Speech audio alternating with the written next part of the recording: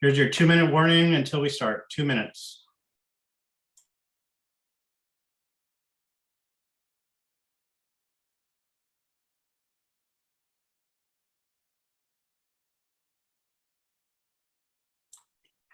Also, I know there's been a few questions asked.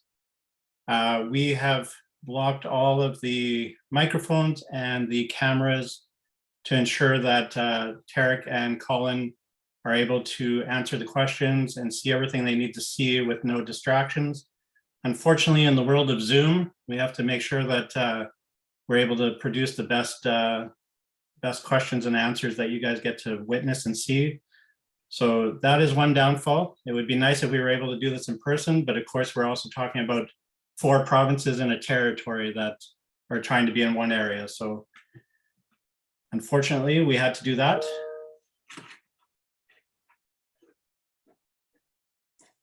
Sorry, I still have people trying to be admitted to or to get invites to the meeting here. All right, I'm shutting off my internet or my emails, so I will not be disturbed anymore. All right, here we are, coming up to the 8 o'clock. Everybody's ready? I'm going to unmute Tariq and Colin so that I don't have to worry about doing that again while I'm talking. So you should be able to unmute, and Colin, you should be able to unmute. Yes, sir. I can. Perfect. So we are good to go. I guess technically we still got 1 minute. I'll hang tight here for a second.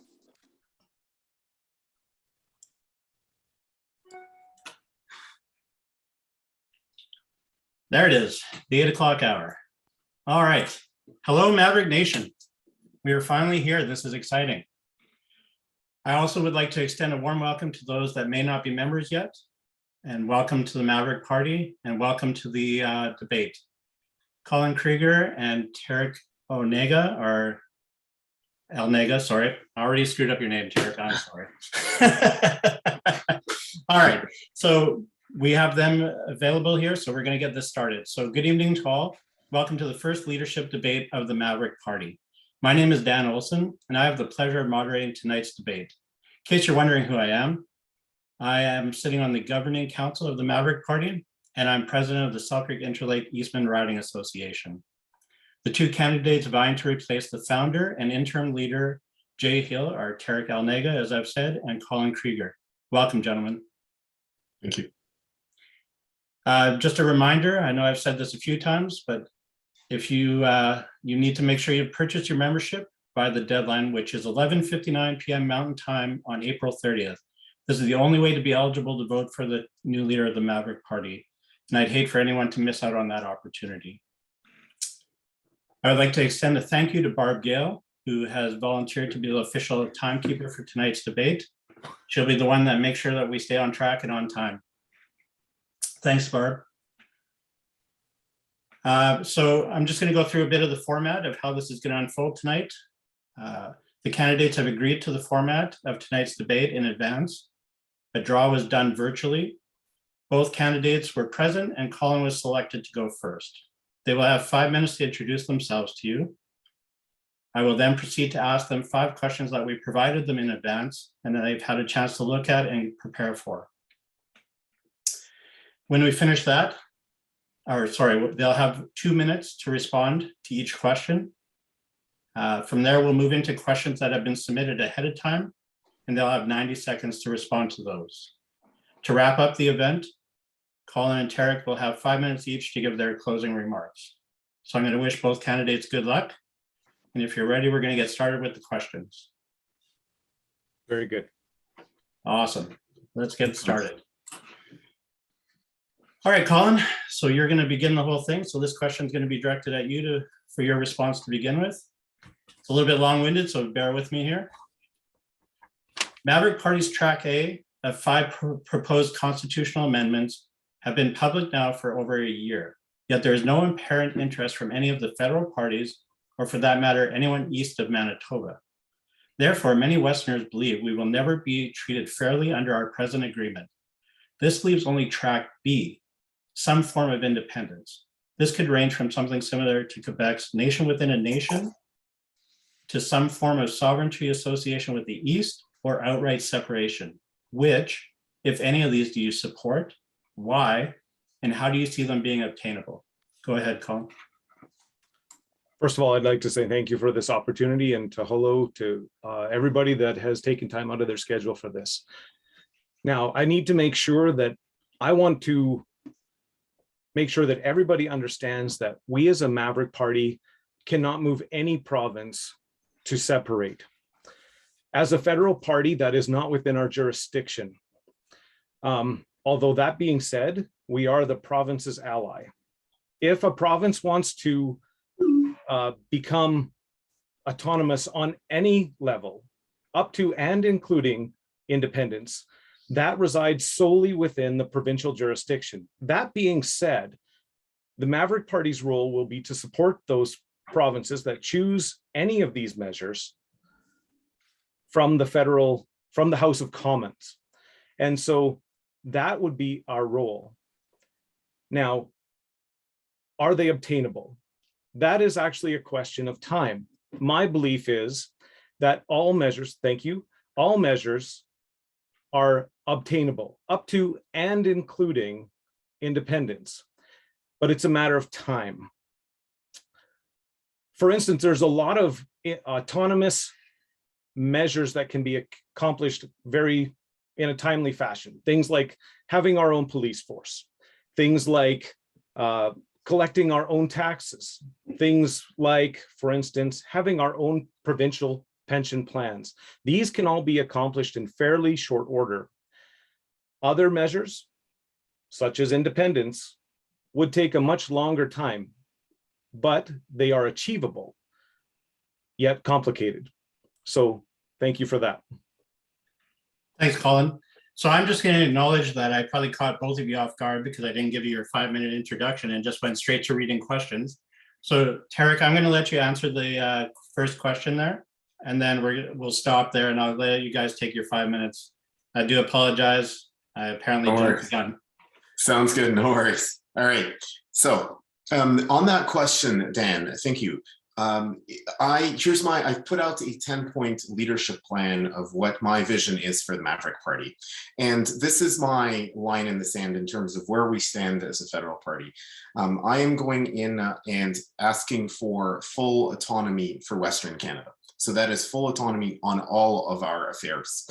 I want to be Maverick wants to be the federal marketing vehicle to provincial autonomy, and really working hand in hand with the provinces to take power out of Ottawa and push it back into the provinces. I've joked about this, but not really, is if I can make Ottawa irrelevant in the lives of Western Canadians, that is my plan. I do not think that we're going to get a fair deal from Ottawa. I don't think it's fixable. I don't think we can negotiate with Eastern Canada in terms of getting a fair deal for the West. So when I look at those questions of Track A and Track B, if it has worked so well for Quebec, why can it not work for the West, where the West takes control over its own taxation, its own finances, its own laws, its own governance? And the way I would do that is to systemically take out federal control on federal industries, think aviation, transport, pipelines, and so on, and pass legislation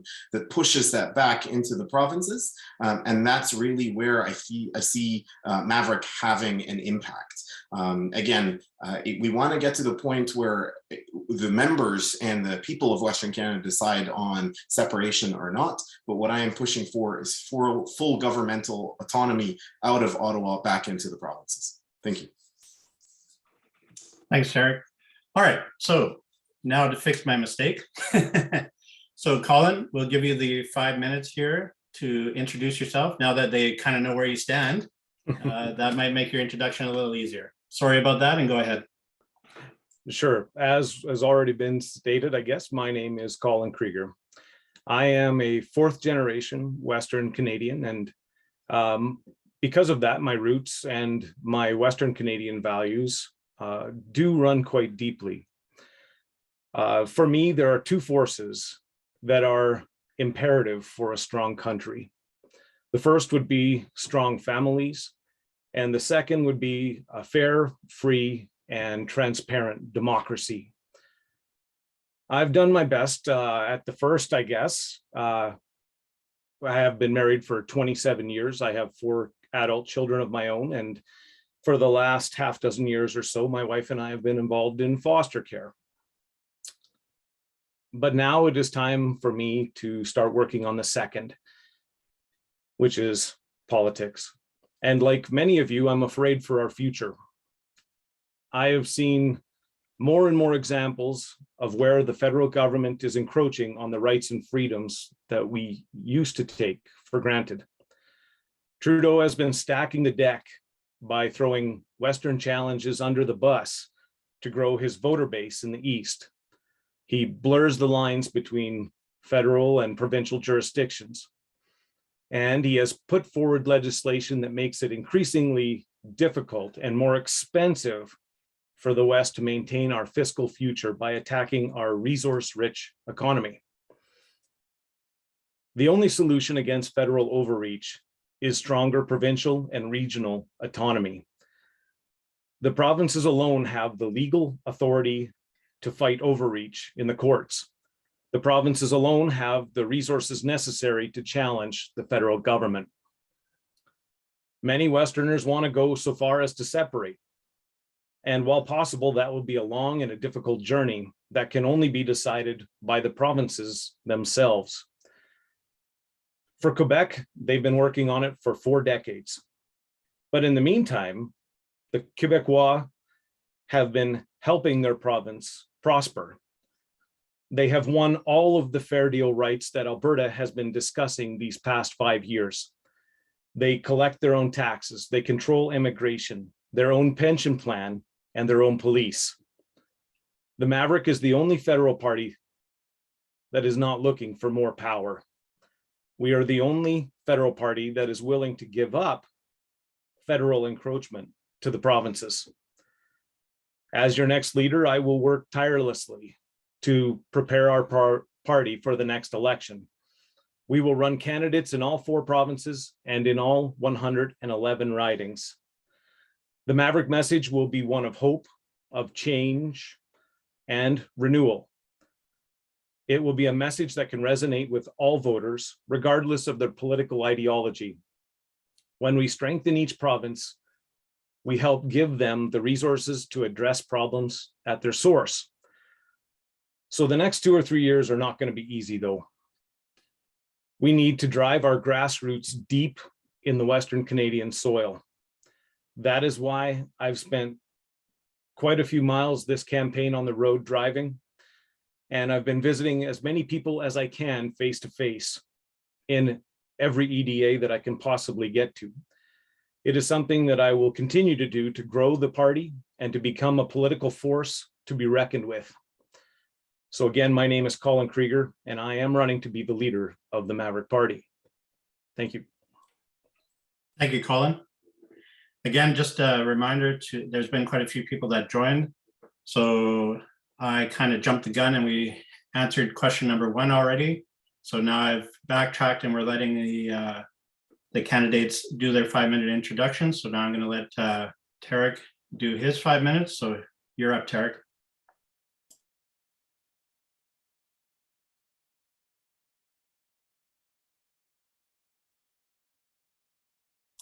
You're muted, Tariq. Perfect. There we go. Thank you. Thanks, Dan. So my name is Tariq Elnaga, and thank you for having me here. I'm running to be the leader of the Maverick Party, and a little bit about myself and a little bit about what I stand for. So as many of you know, I didn't grow up in Canada. I moved to Canada 10 years ago this May, after I fell in love with the Western way of life, and I moved here to Alberta to rodeo. And I'm an engineer by education. I work in oil and gas. I run a consulting practice for oil and gas, and then I run a ranch services business. And when I moved to the West, it took all of 5 minutes to figure out that we are a resource-rich area that gets absolutely no treatment from our federal government, and if anything, gets mistreatment from our federal government. So once I became a citizen, and like most of you, I was looking for a political home. And like most people that grew up here, I voted for the Conservatives in my first election, expecting it to be a slam dunk. And then very quickly realized that the elections were called before any votes were counted in Manitoba. And I said, well, I'm looking for a home that is my own voice. And when I started to read about the Maverick Party, I put out a message and I said, I'm interested. I'm interested to know more. And Jay Hill called me that afternoon and said, what's your story? And I told him, and he said, we'd love for you to run as a candidate. So I'm very proudly have run in the riding of Banff-Airdrie as a candidate for the Maverick Party, alongside 30 of my colleagues, including Colin. Now, I've put out, like I mentioned in the answer, a 10-point plan as to my vision for the Maverick Party, centered around 3 key themes. One is a policy, the second one is business, and then the third one is party operations. And on policy, I am running on the baseline that a fair deal is not possible, or negotiation is not possible with Ottawa, and that we will push, and we will be the federal marketing vehicle to push for Western autonomy. That is the baseline. That is what I'm looking to accomplish for Western Canada. And in terms of policy as well, being a party of small government and pro-business. That is really what I'm standing for in terms of my values. Now, in terms of business, that's the second element, is really supporting our marginalized Western industries that continue to get battered by the federal government. And that includes all of our heavy industries. So oil and gas is the obvious one, but it also includes agriculture, mining, forestry, manufacturing, and aviation. Those industries are the core of what drives that Western spirit of entrepreneurship and growth. And they've been done a disservice for the last 7 or 8 years. Let's bring them back, and bring them back in a roaring mechanism. And then the third part of this is party operations. And there's a number of things that I'm looking at, saying, where can we take the party into the future? The first thing is, I would like to be the first party that ever proposes self-imposed term limits on our MPs. 3 terms, including the leader. So that way you get a renewal of ideas, you build succession, and you build that drive to say, what can I do best in 3 terms? And then I'm moving ahead. It doesn't mean that those members can then not be involved in the party to set up EDAs, to mentor younger politicians, to act as volunteers, but again, 3 limits. And then I have a full and comprehensive digital strategy for the party, because I truly think that the future of Western Canadian politics is going to be on your phone. It's delivering that information electronically, whether through your phone, content creation, websites, and really, I'd love to be the first party that has a voter and constituent engagement app as well, that pushes content to our constituents and then brings it back into our MPs so that they could vote live on it. And then finally, let's be a party that puts our money where our mouth is and procure all of our party services exclusively from Western businesses. I look forward to talking about those 3 pillars as we answer our questions here, and I welcome any questions on them as well. Thank you. Thank you, Tariq. So I think because of the mistake I made, and there are quite a few people have joined since the introductions and that, I think maybe we'll go through question 1 again so that everybody has a chance to hear your answers. Does that sound fine to you? Absolutely, sir. Okay, so I'm going to just reiterate the question, and then Colin, you'll be up first, okay? So Maverick Party's Track A of 5 proposed constitutional amendments have been public now for over a year, yet there is no apparent interest from any of the federal parties, or for that matter, anyone east of Manitoba. Therefore, many Westerners believe we will never be treated fairly under our present arrangement. This leaves only Track B, some form of independence.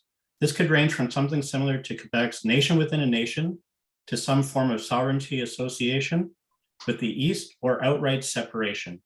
Which of any of these do you support? Why? And how do you see them being obtainable? Go ahead, Colin. Very good. Thank you. To reiterate, I myself, I would support having a Western independent nation, but that's me personally. That would be my as a province, as a citizen of this province, that would be a thought of my own. But what I also need to make clear is that as a Maverick and as the Maverick Party in Ottawa, we have no bearing on that decision. The decision on autonomy, on any measure of autonomy, up to and including independence, rests solely in the jurisdiction of the provinces. And that will be a democratically decided move on behalf of that province. The citizens of those provinces will have to decide if that's what they want to do. Now, the Maverick Party will support all measures of autonomy, up to and including independence. We wish to be the province's ally in Ottawa. We wish to be the voice on the federal stage, supporting the provinces as they push back federal government overreach. That would be our goal. And so, are they obtainable? Yes, I do believe that all measures of autonomy up to and including independence are obtainable. It's just a matter of time. Some things will be able to be done immediately. Things like a police force, a provincial police force, things like having our own provincial pension plans. Those things could be done on fairly short order because they already reside within the province's jurisdiction. But autonomy would take longer because it's complicated. Thank you. Thank you, Colin. Same question to you, Tariq. Thank you, Dan. Like I said in the intro, I don't think that a fair deal is possible from Ottawa or a negotiation with Eastern Canada for the West to get a fair deal and be treated equally. So it's time for us to really look out for ourselves. And my line in the sand as party leader is to say, I want full and complete provincial autonomy for Western Canada, regional, let's call it that. And the way to do that is to really systemically look at all federally regulated institutions and build in legislation that pushes that out of Ottawa and back into the provinces, and really start to say, I would say, like I said in the first go around of answering this question, if my political legacy is to make Ottawa irrelevant in the lives of Western Canadians, I would be very happy with a legacy that leaves that. Again, that is really where my intent is, and I think that we could do it. There's a heightened sense of urgency because I don't think that the West has 5 to 7 years left under this current plan by the time we become have-not provinces. So it's a very urgent ask to go in and say, work with our provincial partners, push our provincial partners to continue to push autonomy and push power back into the provinces and make Ottawa really, like I said, irrelevant in our lives. Thank you. Thanks, Tariq. Okay, Tariq, you'll be up first to answer this question. Individual Western provinces have to take the lead on demanding greater autonomy from Ottawa. Which provinces or premiers do you believe are most open to this, and what specifically would you do to encourage them? Excellent. Thank you. So it's a great question. And if I was to order the autonomy sentiment in the 4 Western provinces today, typically that has come out of Alberta, but I would say today it is actually strongest in Saskatchewan. Saskatchewan across the 4 Western provinces has that strong autonomy push and a premier that is leaning more towards the benefit of his province or the province he serves before the federal government. I'd put that first. And then I would put, so Scott Moe first, I would put Jason Kenney in second place.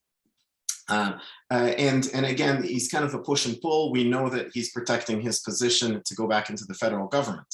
Now, Heather Stevenson, I think, is neutral. She's new. We still don't know, but I think she could get to that point. Well, my one challenge would be John Horgan, right? We know he's a Federalist. We know he's an NDP member, and not just that, but sits exclusively on an anti-energy policy and specifically an anti-Western energy policy.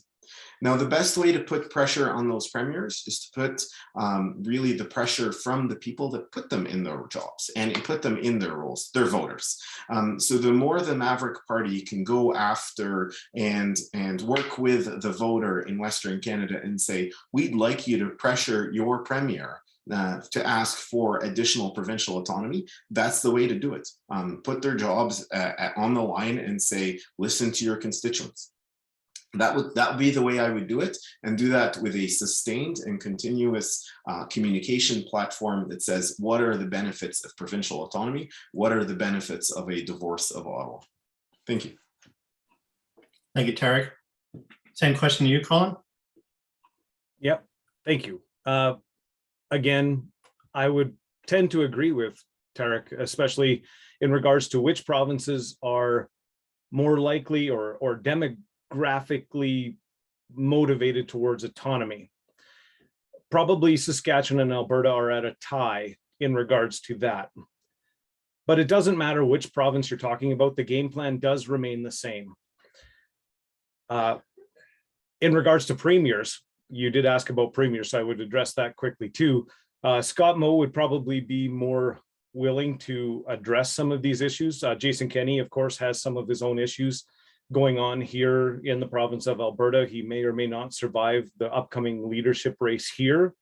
So that remains to be seen on the provincial, on the premier question. But the game plan does remain the same no matter what the province is. A federal spotlight, if you want to call that, will encourage all provinces to push back and prevent overreach. The strongest lever that we have is to move our provincial governments is public opinion. We saw that recently with the Freedom Convoy and how having a group of committed people moving in the same direction can have so much weight and pressure on our political governments. So that is what we will seek to do with our provincial citizens from the federal level. Thank you. Thanks, Colin. So Colin will be responding first to question 3. In your opinion, what would constitute a fair deal for Western Canada? And how would you craft this deal in such a way as to have Manitoba and BC agree that it is also a fair deal for them? Go ahead, Colin. Thank you. So a fair deal is very simple. Fair deal just means that all provinces are treated exactly the same.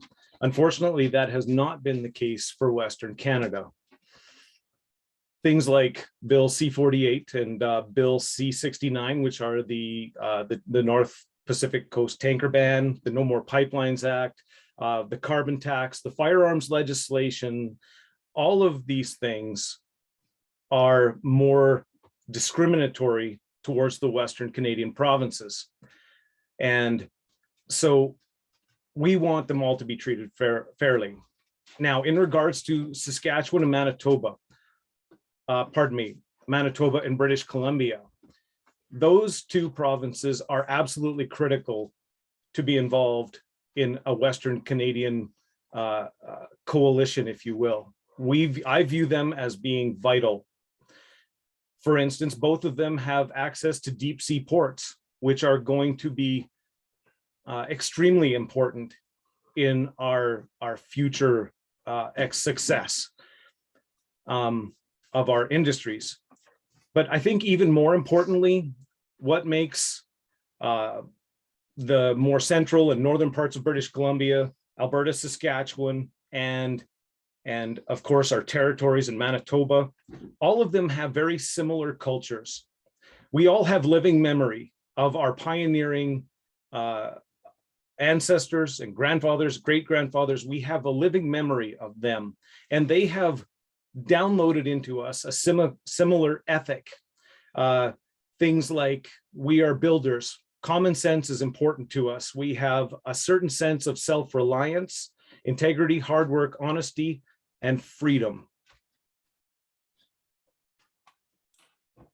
Thank you, Colin. Tariq, questions to you now.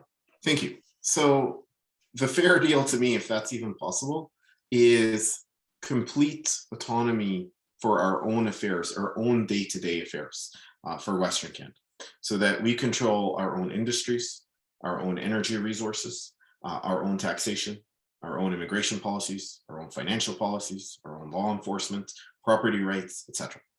Our values are fundamentally different than those of Eastern Canada.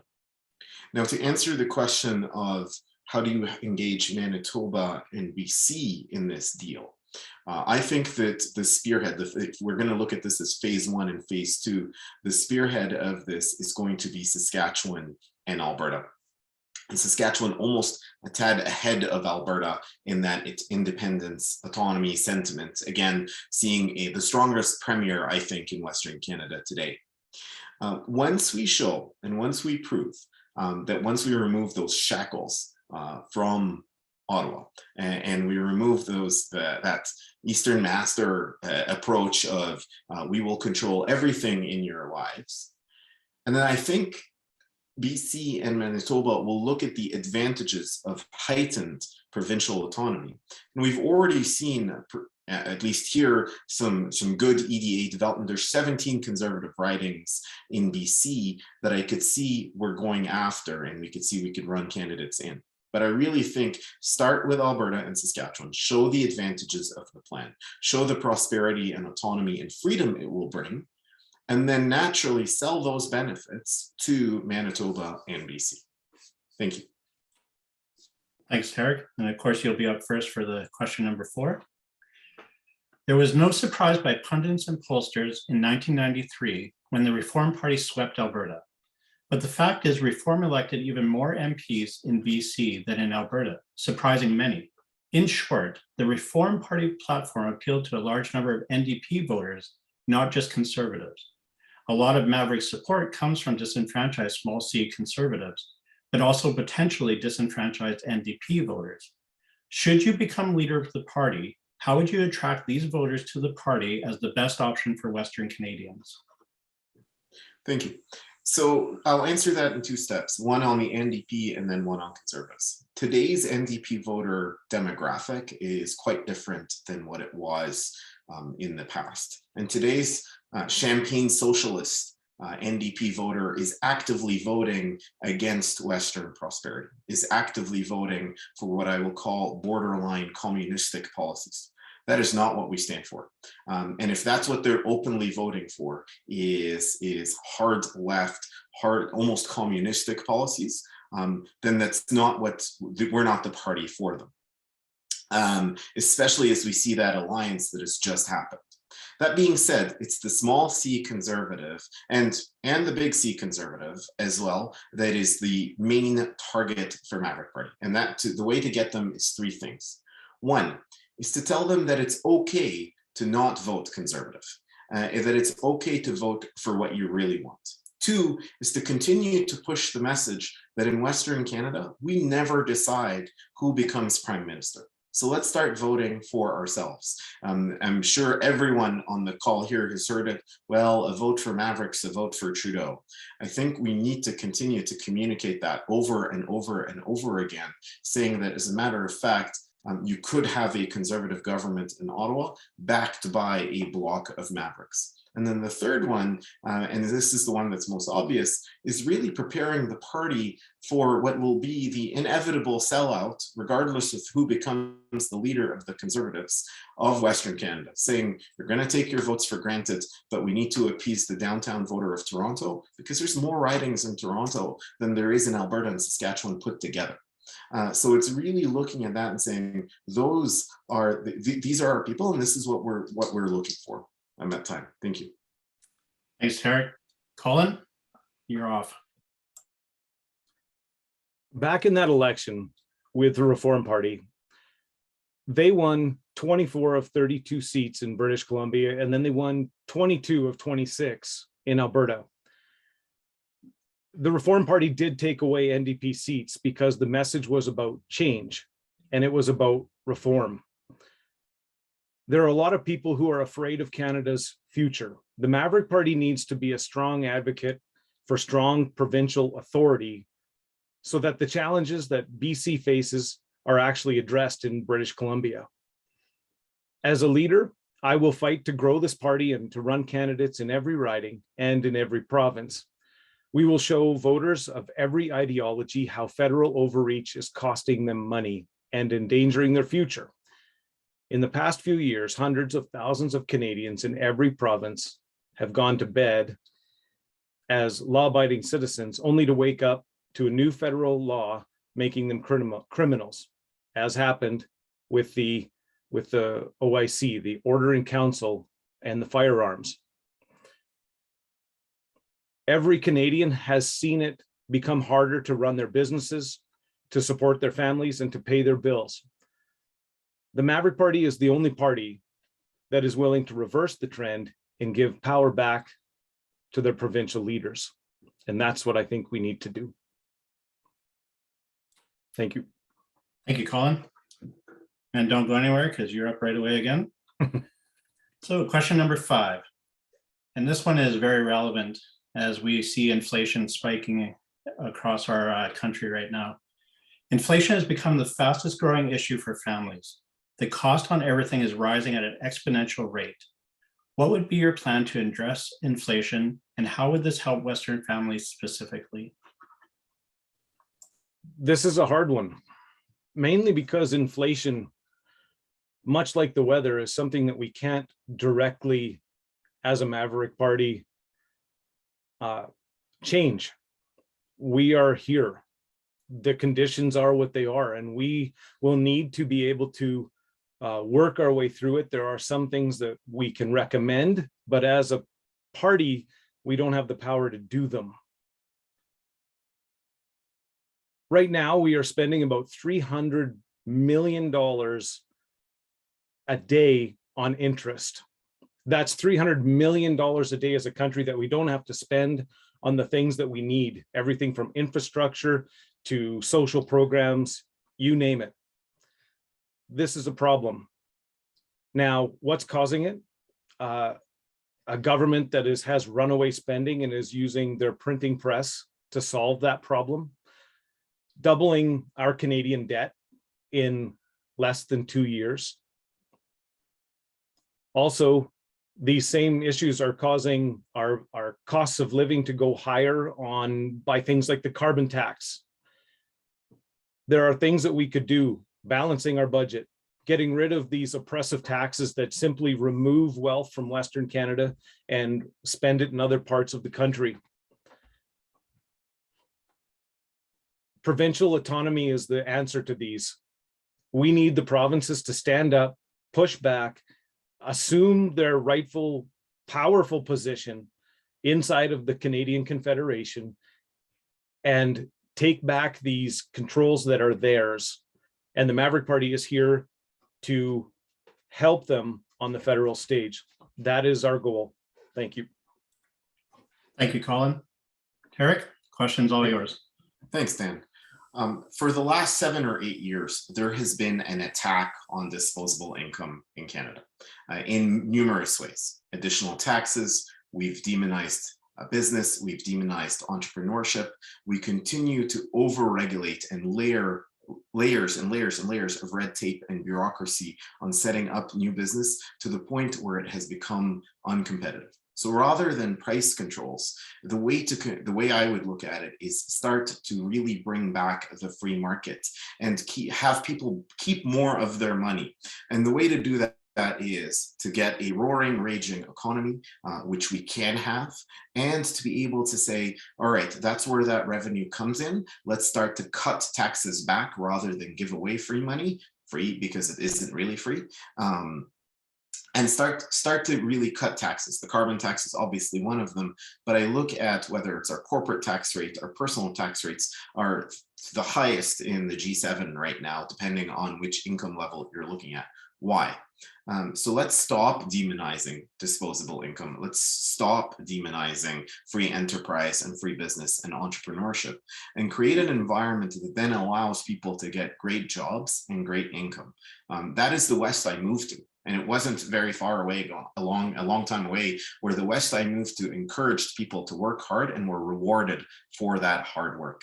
That's the vision I have, and that's what I'd look at. And the controls for that is then now stopping to finance Eastern Canada's financial mistakes and saying, let's keep that money here. Let's focus on keeping that money in Western Canada, and let's start to reduce tax and put money back in people's pockets. Thank you. Thank you, Tariq. So that concludes the 5 questions that we had prepared in advance. that the candidates were able to prepare for and be ready for. At this point, we're going to take a 5-minute break. Let everybody do what they need to do, maybe grab a quick snack, check out the website. Maybe somebody decides that they want to get their membership so they can vote for one of the candidates at maverickparty.ca.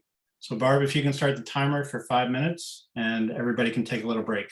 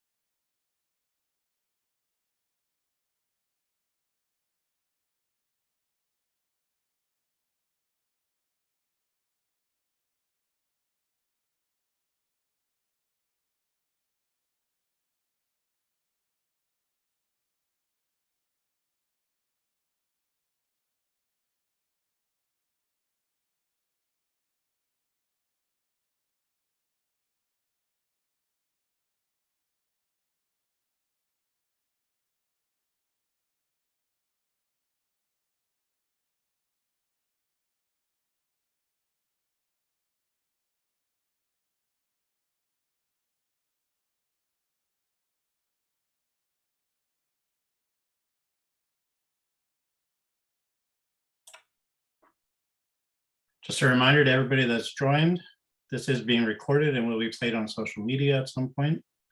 Don't forget to check out the maverickparty.ca website for more information on the candidates, Colin Krieger and Tariq Elnaga. Lots of good information there. If you'd like to hear some words from Jay Hill, he's also on the website there with a nice little video talking about why he started the party.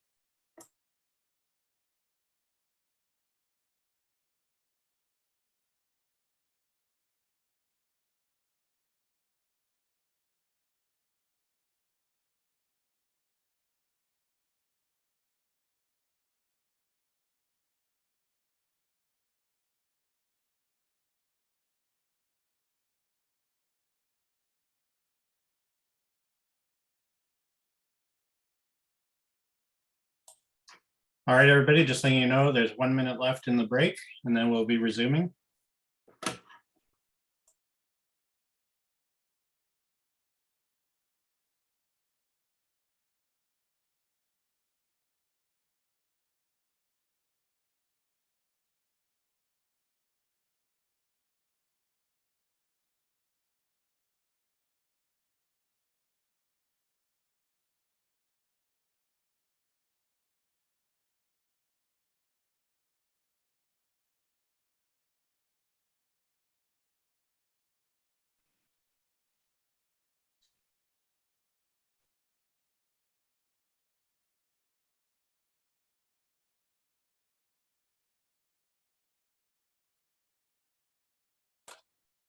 30 seconds, everyone, 30 seconds, and we'll be resuming the debate.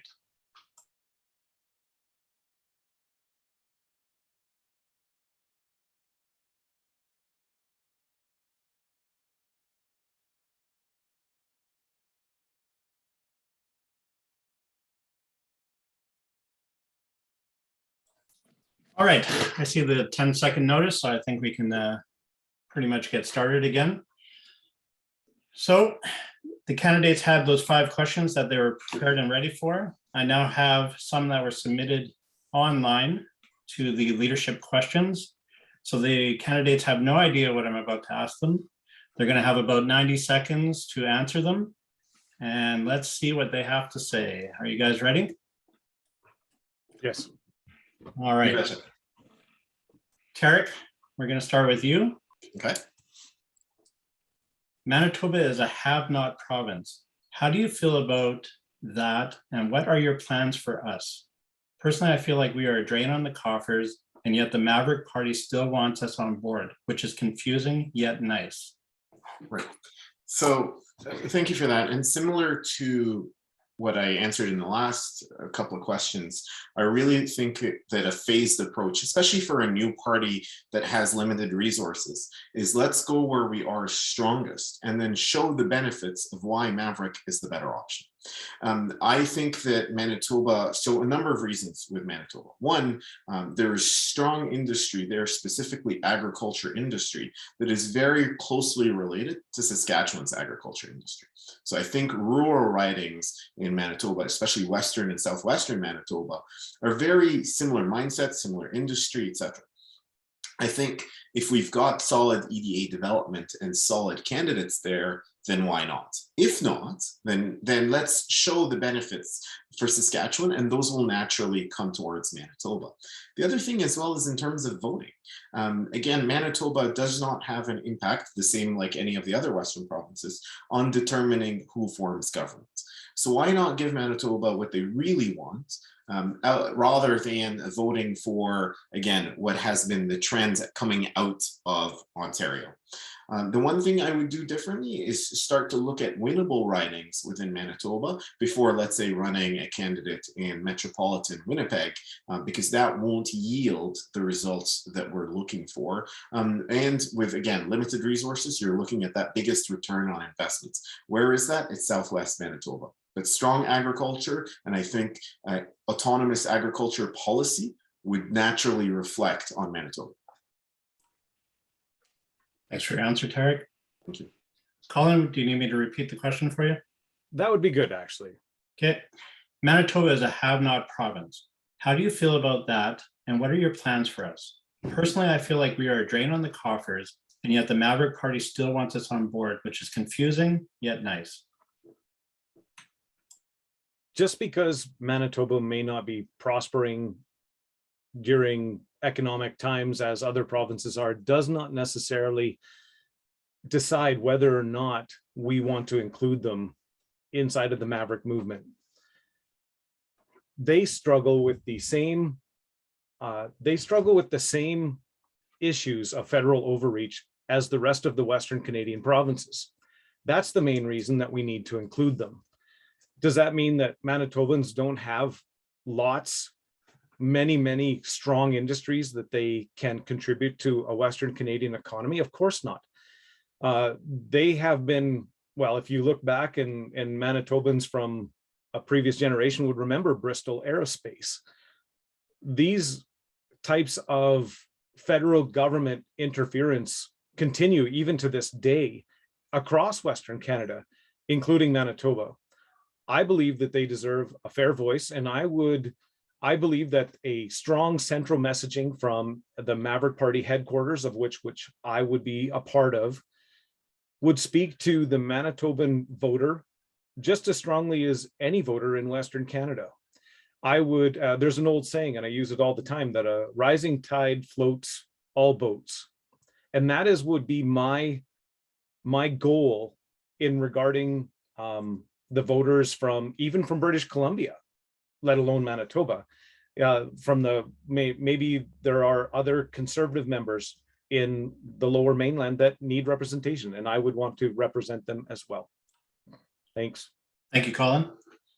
So Colin, I think we have an easy question here. I'm going to ask it anyways. Are you in favor of the Trans-Canada Pipeline? Of course. Yes, absolutely I am. Getting our energy products to the world only makes sense to the world. All of the pipelines, whether they go to a port and transport out our liquefied natural gas, which I think would be a key and would be extremely important to the world, not just to Western Canadians. If we can start to use our liquefied natural gas and we can get it to other parts of the world, we can help displace more inefficiently burning fuels like coal. We can punch above our weight. We can solve the world's pollution problems by actually exploring and exporting our clean burning technology and the fuels that go with it. So yes, I am. Thank you, Colin. Tariq, would you like me to repeat the question? No, you bet. I got it. So thank you. The easy answer is yes. Obviously, I'm in favor of the Trans-Canada Pipeline. The question is as well, I'm in favor of both of them. So there's Keystone XL, but there's also Energy East, which is 70% built. But layers and layers of bureaucracy of the federal government, the Energy East pipeline, which didn't rely on another country to export our resources and would have gone entirely through Canada, and is about 70, like I said, 70% built. All they needed to do was reverse it and run the rest of it. Well, Quebec was the first province to oppose it, and then the Maritimes, and then the federal government. So am I in favor? Absolutely. Do I prefer Keystone XL? Yes, because at least I think moving product into the southern border states, so states like Montana, Idaho, and the Dakotas are more favorable in terms of energy policy than moving it in Canada, and that's the sad reality. So yes, would I push for it? Absolutely. But again, our reliance on Ottawa, because pipelines are federally regulated, means that we don't have a choice. But if we could build pipelines and negotiate our own deals with the US, I think we'd be in a much better spot. Thank you. Thank you, Tariq. So I'll ask you this question. With regards to the Western Indigenous people of Canada, how will you bring them to the fold of the Maverick Party? Okay, thank you. So a number of things. One, our antiquated and very paternalistic Indian Act has not been updated since the 70s. And it is again a reliance on Ottawa. And to, for example, talk about clean water reserve or clean water on the reserves, we've relied on the federal government to change that. They talked about it over and over and over again as a campaign promise, and we're seeing the slow lumbering beast of the federal government not do anything on it. So they say lots of nice things, but they do nothing. So the way to do it is to say, I think that we can empower First Nations communities better when they negotiate with the West, and say, we will empower you to make decisions for your people and for your nation. The other thing as well is to really make them partners in our resource projects and make sure that they share in and enjoy their own prosperity and their own wealth. And the last thing is, if we are advocating for self-governance for the West, then why can't we advocate for self-governance for our Indigenous and First Nations partners? So let them manage their own affairs rather than us saying or dictating or putting out legislation that says, here's how you're going to be managed. I'd say empower them, give them self-governance, and go from there. Thank you. Thanks, Jared. So Colin, I'll repeat the question for you. With regards to the Western Indigenous people of Canada, how will you bring them into the fold of the Maverick Party? Well, it has to start with conversations. During the last election, I had many good conversations with from some of the people that came from our neighboring reserves around the town that I live, and they were revealing. I think that we should work towards solving the problems of the past. And that's going to require, as I said, a lot of conversation, and it's going to require a lot of listening. It's going to require people that are articulate, fair, and compassionate. And I would want to invite people and this would maybe be one of the very first times that I've said this out loud, and it's interesting that I would do it here, but perhaps even somebody like Jody Wilson-Raybould would be an interesting person to have help us as we begin this process of figuring out these long-standing issues that we have. One of the things that I would like to see is a scrapping of the Indian Act. I had an Indigenous neighbor tell me once that it was an incredibly racist thing, and I have to agree with him. If we are going to proceed into the future as Western Canadians, we need to do it from a position of equality, where we are celebrating each other's communities, where we are in no way denigrating each other, where we don't have to be ashamed of our pasts, but instead we can celebrate with each other our position in this Western land of Canada. And that would be a priority for me. Unity is important. And I'll close with that. Thank you. Thanks, Colin. I'll keep you on the hook here with the next question coming up. So this one is actually very timing. I would also like to know, would you as leader be open to negotiating an agreement with the Conservatives to govern, much like the NDP and the Liberal deal recently announced? Well, that would be our role, I suppose. With 111 seats in Western Canada in the upcoming election, right now, just so everybody knows, it's 107. People may wonder why I say 111. That's because we have been awarded 4 more seats that will be applicable in the next federal election. Yes, we would have to work with other partners across the board. We would work with any partners that would advance Western Canadian interests. The Western Canadian MP would have a very simple, the Maverick MP for Western Canada, pardon me, would have a very simple job description in deciding how to vote. If it was good for Western Canada, then we will do it. If it is not, then we will not proceed down that path with our votes. So we will work with anybody so long as it advances Western Canadian interests. Thanks. Thanks, Colin. Tariq? Thanks, Dan. I've gone on record in the last election and posted quite a bit about it and talked quite a bit about it. If by some chance Erin O'Toole had won enough seats in Eastern Canada, I would commit that any Maverick seats at the time would go towards helping him form a minority government. I think in the short term, the best possible solution for Western Canada is a Conservative government in Ottawa that is backed by a group of Mavericks, but it comes with our list of demands and our list of conditions. If you, just like what Jagmeet Singh has done with Justin Trudeau, is saying, if you want to become Prime Minister, we'd like for you to become Prime Minister, but here's our list of demands. And a party that sits, the easiest example to this is the party that sits with anybody that benefits themselves is the Bloc Québécois. I remember Yves Blanchette in the federal debates saying, it doesn't matter, I'll work with any of the 4 of you that benefits Quebec. What Quebec wants, Quebec gets.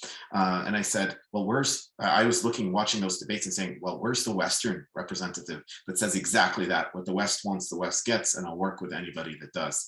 The most ideal scenario, again, is to hope that the Conservatives can win enough seats in Eastern Canada. I wish them well. But again, I don't control that, nor do I control the Eastern Canadian vote, and say, if you need our seats, we will help you form it, but here's our list of demands. Thanks, Tariq. We're moving right along into the next one. It's a nice short question, but I think the answer might take a little bit. What, if anything, is your number one priority as a leader?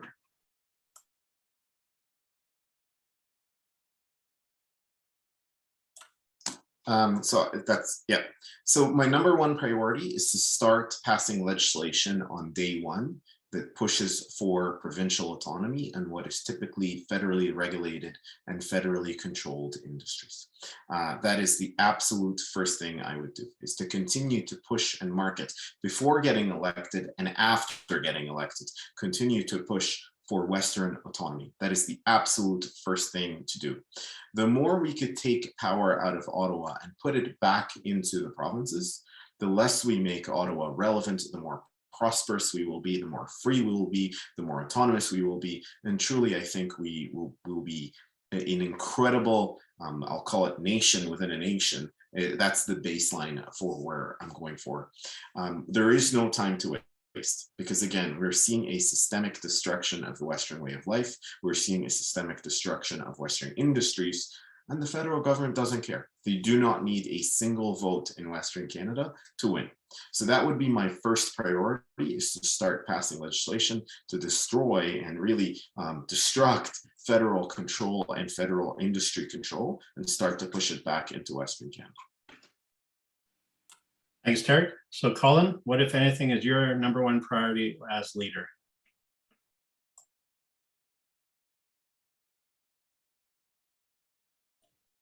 Better unmute.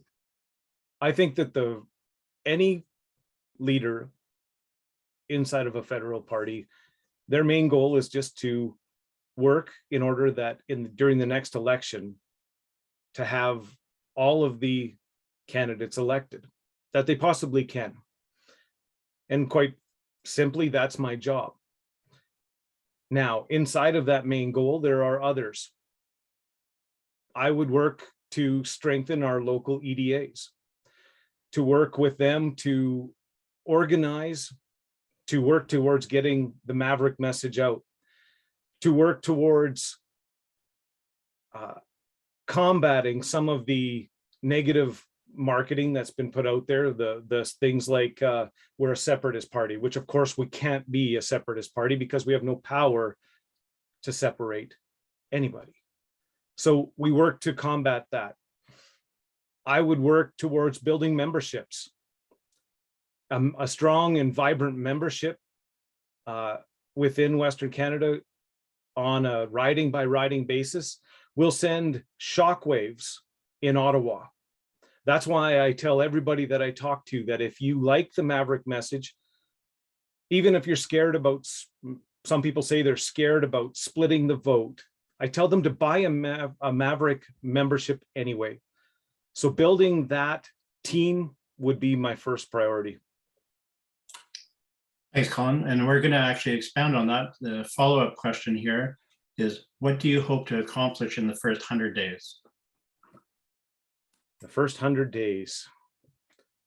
Well, in the first 100 days would be establishing a team. And it does fit in with the previous conversation. Right now, the Maverick Party is very ably manned by a volunteer force. And that's been good, but we must grow past that. We must get to the place where we can begin to hire the professionals that we need to. We need marketing genius inside of the Maverick Party so that we can begin to reach the demographics that are important to our future, the younger demographics. We need to make sure that they understand that our approaches are in their interest, that we can offer them hope, that we can offer them a vision, and that we are there so that we can offer them change and a choice. So building this here team to get that out would be my first 100-day goal. Traveling as much as I needed to inside of the EDA, inside of the EDAs, inside of all of the different ridings, and working again with them EDAs in order to build this team. Thanks. Thanks, Colin. So Tariq, what would you hope to accomplish in your first 100 days? Thank you. So first 100 days as a leader, I would be looking at a full revitalization of our marketing machine. Again, one of the biggest challenges we have is people don't know about us, and our marketing channels, especially electronic marketing channels, have an immense amount of runway to grow. I really think that that is the best future. I have a full digital strategy. I would like to be able to not only put out content, whether that is video, social, electronic, expand our Instagram offering, start to see our TikTok offering grow, because that is the #1 social media platform in the world. And today, that is the future of what works for politics. Give me information in 30-second bursts. And the reason why I say that there's a lot of urgency is 100 days actually puts us perfectly in time for the leadership vote of the Conservative Party of Canada. And depending on how that goes, and if it goes a certain way, I want to be ready with the Maverick Party with wide open arms to say, you've been let down, you've been disappointed by the Conservatives yet again. It is time for you to come to the party that really cares about you, really speaks for you. So that's what I would do, is start to develop and build the party and get it ready for September. Thanks, Tariq. So we'll just carry on with you. These days, if your views and policies stand out too far from the norm, you are branded an extremist. How do you think the party and you as leader can walk the thin line between standing out and not being branded as too extreme? Thank you.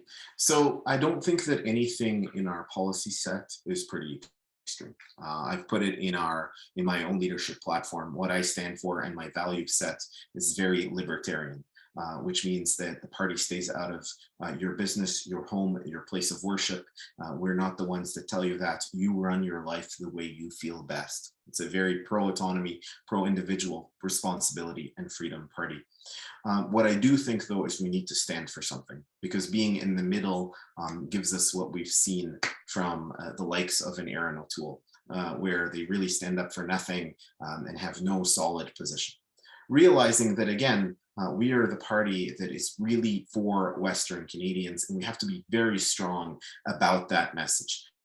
We can't waver on that. We can't stand in the middle and just try and hope that everyone comes our way, because that part of the spectrum is pretty competitive and also pretty disappointing.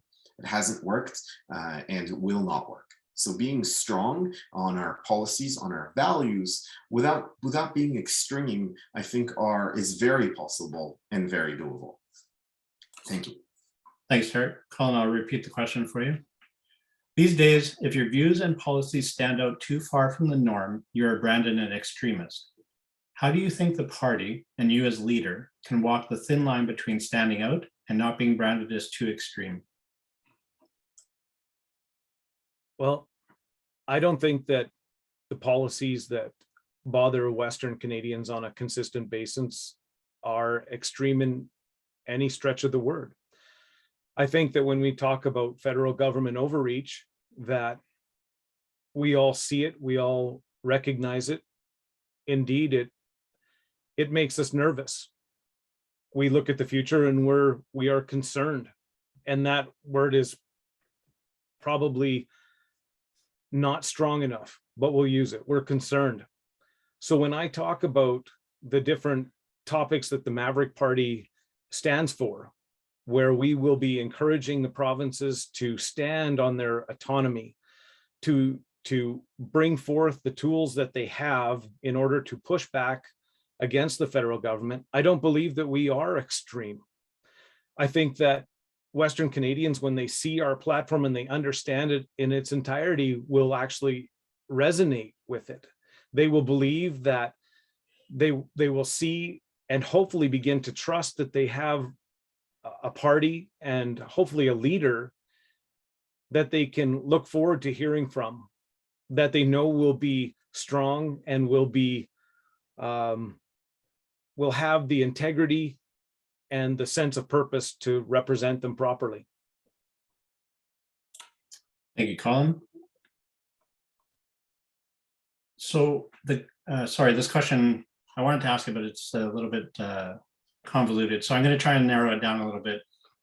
Basically, the question's premise, if I understand it correctly, is when voting in the House of Commons, would the vote be whipped, or would each representative be free to vote according to how their constituents want them to vote? My plan is to make sure that the Maverick Party is the most democratic party in in Canadian politics, period, let alone Western Canadian politics. What do I mean by that? There will be no such thing as a backbencher if you are a Maverick MP. A backbencher is somebody who holds down a seat, but is simply another vote that the leader can use. That will not be the case inside of the Maverick Party.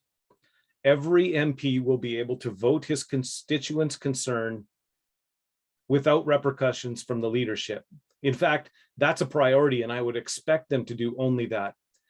Inside of that, we also, part of my particular campaign that I am advocating for, and you as a membership will be able to vote on, will be a system of recall, so that yes, your MP will have a free vote, but if he is not accurately representing you as his constituents, then you will be able to bring him to task. You will be able to make him answer for that. And eventually, if you desire, to recall him. And so we are absolutely dedicated to democracy. Thank you. Thanks, Colin. Tariq, what's your view on whipping the vote? Dan, I think we've seen in the last little while here that individual MPs seem to be working for their party leader and not for their constituents. So no, there would be no whipping of votes at Maverick, and not just in terms of how the constituents want their MPs, or in terms of how the constituents want their MPs to vote. One of the things I'm proposing in my digital strategy is to be the first federal party that for our constituents and our voters have live polling available for them off their phones, to be able to say, if there's a bill in the House, rather than write to your MP or write to your senator, which takes time, is to be able to vote right away and put it in their hands while they sit in the House of Commons saying, how would I like you to vote? So as an example, the recent Emergency Measures Act, I wrote to my MP and senator saying this is unacceptable, you have to vote against it, etc. But what if there was an easier way? What would if there was a way that was more real time, that you could push it back into your constituent and say, give me an answer right away. I will vote in accordance with what our constituents want rather than what my party leader wants. So we have the foundations of what we stand for as a party, but again, we work for the constituents. It's not the other way around. And I think a lot of parties, left, right, and center, have forgotten that. So the quick answer is no, there will be no whipping of votes. Thanks, Tariq. So Tariq, yesterday the Trudeau government approved the Bay du Nord oil mega project off the coast of Newfoundland. Yet they maintain a tanker ban off the northern BC coast, preventing Western oil from being exported. How can this blatant double standard and federal hypocrisy be overcome? So it can't. The way the seat distribution is of 230 versus 110, give or take, is there will always be bias in Eastern Canada. One of the things is we've seen the Maritimes and Atlantic Canada consistently vote in Liberal governments that are inherently and overtly anti-Western energy. The way to do it is to deregulate the energy sector into regional authorities. The way to do it is to deregulate the transport sector, which also covers pipelines, and be able to take control over our own lives and our own resources. That is the way to do it, is to push and push and push for legislation that allows for the provinces to then control it. I think, it's difficult to control how Eastern Canada votes. We've tried this dance for 10 years of educating them that our oil is cleaner, more ethical, etc. But you will always see that double standard, and we have no control over who forms government. So let's take our own affairs and our own future into our own hands and manage our own resources and not worry about what Eastern Canada does. Thanks, Tariq. Colin, yesterday the Trudeau government approved the Bay du Nord oil mega project off the coast of Newfoundland, yet they're maintaining a tanker ban off the northern BC coast, preventing Western oil from being exported. How can this blatant double standard and federal hypocrisy be overcome? Well, as Tariq said, there's not a lot we can do from the federal level. But what we as the Maverick Party stand for, and as I will mention again, is that we will encourage the provinces, and in this case, it would be British Columbia, to use all of the tools at their disposal, be it the courts, be it public opinion, be it their voting patterns, whatever it is, we would encourage the province of British Columbia to push back against the federal government and say, we wish to have fair treatment. Now, I'm glad that Newfoundland has the ability to generate income, as they should. All provinces deserve that. This clear anti-Western bias is the reason that we need a regional federal party, such as the Maverick Party. Our goal would be to work with the provinces to find out the ways that we can apply pressure on the federal government and to back them off on these restrictive practices on bills like that, which is C-48. And in other areas would be like Bill C-69, the No More Pipelines Act would be very similar. Thank you. Thanks, Colin.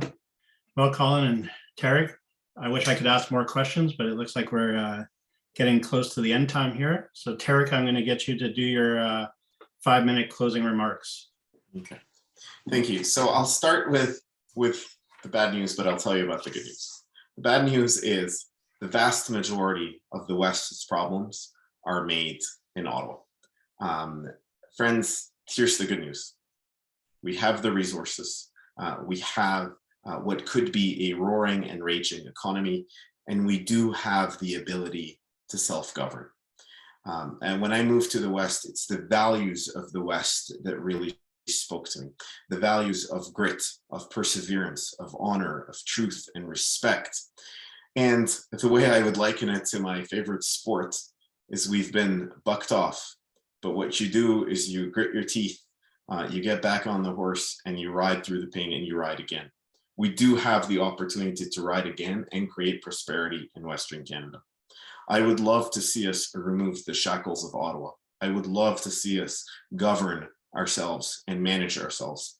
I think as a region and as a nation within a nation, we would be incredibly prosperous. We would thrive. We would have the freedom we're looking for, the autonomy we're looking for, and the growth that we're looking for many generations. We have industries that have provided and provided and provided in the past, and suddenly in the last 10 or 15 years have been just absolutely destroyed by Eastern politicians that say, well, we don't need Western Canada, or let's make them into a have-not region. Let's stop that. The way to do that is to say, it's enough, it's enough. And the urgency of that is absolutely important. We cannot take a long-term plan or vision in terms of what we want to accomplish, because I think time is running out. It is really urgent. So again, if we've seen the last federal government in 8 short years completely go after Western Canadian industries, do you think what will they do in the next 3 years and then potentially beyond that? Because we don't know how Eastern Canada votes, nor does it matter. So here's what I think. Let's bring back provincial autonomy and regional autonomy into Western Canada. Let's do it in a manner that is urgent. So that's why I want to push that message out digitally to our constituents, because I think that's where it's most efficient and we will get the biggest splash. And really run a set of candidates that have a true and credible campaign chance of winning their ridings and their seats into Ottawa. I really think we can do it.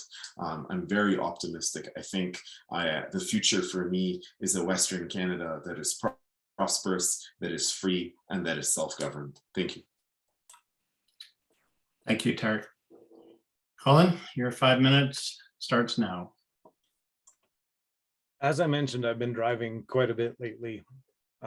Since I think since January the 23rd, I've put on something like 15 or 16,000 kilometers. And the other day I was driving and I realized something. I realized that inside I'm tight. I'm scared even. And I started just trying to jot down notes and to keep track of things. And what is this feeling if I could iron it out inside myself? And this is some of the thoughts that came to my mind that I'm scared or even worried about. The first one is that I'm scared that we're sleepwalking as Western Canadians.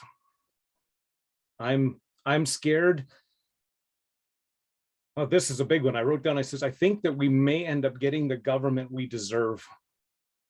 And that scares me. I'm scared that ideologically driven opponents, political opponents, are working against us while we're sleeping. I'm afraid that Western Canadians are going to accept the status quo. I'm afraid that we're willing to be manipulated into settling for less. We'll vote for the lesser of two evils rather than take the one that we want. I'm afraid that we will accept complacency and comfort instead of forcing our values to be our primary objective. I'm afraid that we're going to lose this heritage that we've been given by our pioneering predecessors for a socialist ideology, and we'll do it without a fight. I wrote, I'm afraid that we will never realize or exercise our true strength as Western Canadians. And then I wrote, because, and the reason I was writing this is that I think this is common. I've talked to people frequently that are talking about leaving Canada as a whole because they don't feel like there's hope, abandoning this country and trying to move to a safe place in the world. But I don't want to do that. We need to plant our feet. We need to get involved. Every Western Canadian that believes in these values that we have been taught needs to become invested. Me and Tariq and all of the rest of the Mavericks need all of you Mavericks to be involved. We can't do it without you. In fact, it'd be a waste of time if you weren't involved. So this is my call to you. I've talked a little bit about the pioneers. And when I think about it, and they came to this country as my great-grandfather did back in the 1930s, they saw nothing but obstacles, nothing. So what they did is they just went to work, and they didn't quit until they accomplished that goal. That is our job today. We have to pick up the tools that we have available to us, and we have to persevere. We have to work with our provincial governments to say, do your job. We will accept nothing less as Western Canadians. We will join together and we will move as a unit. We won't be scared. We won't be manipulated. We won't be convinced that second best is okay. We have 3.5 years to build a vibrant and huge majority of memberships. I talked to a young guy just yesterday, and he said, I don't think I can join the Maverick Party until there's more members. I'm like, excuse me? You're the member that we need to grow bigger. I'm not telling you how to vote in 3.5 years, but if you like the Maverick Party message, you should be joining it, so that we can send a message to Ottawa, tell them that we will no longer settle for less. We will no longer let the Liberals manipulate us.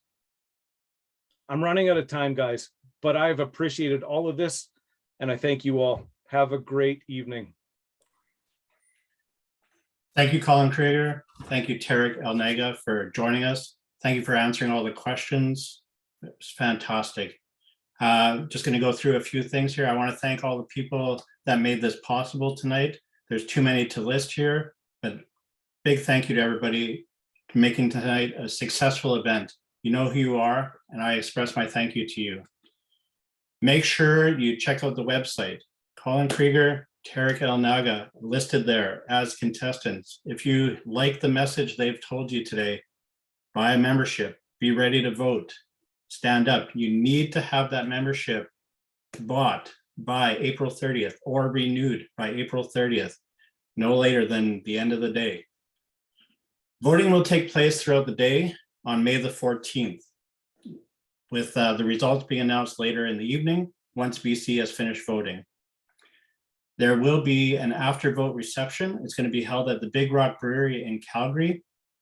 If you want more information, as I've said before, if you want any information on the party, voting, reception, or the candidates, please visit maverickparty.ca. Thank you to both our candidates. Great job done. I would like to thank everybody that joined us this evening. It's fantastic to see so many Mavericks or people who are interested in the Maverick Party joining up, coming to visit, submitting your questions through the leadership question link we had. I wish I could have had more questions said for you all. There were so many that came in. It's definitely a great feeling to know that this movement is growing, and these two gentlemen here are ready to take the reins once one of them has been voted in leader.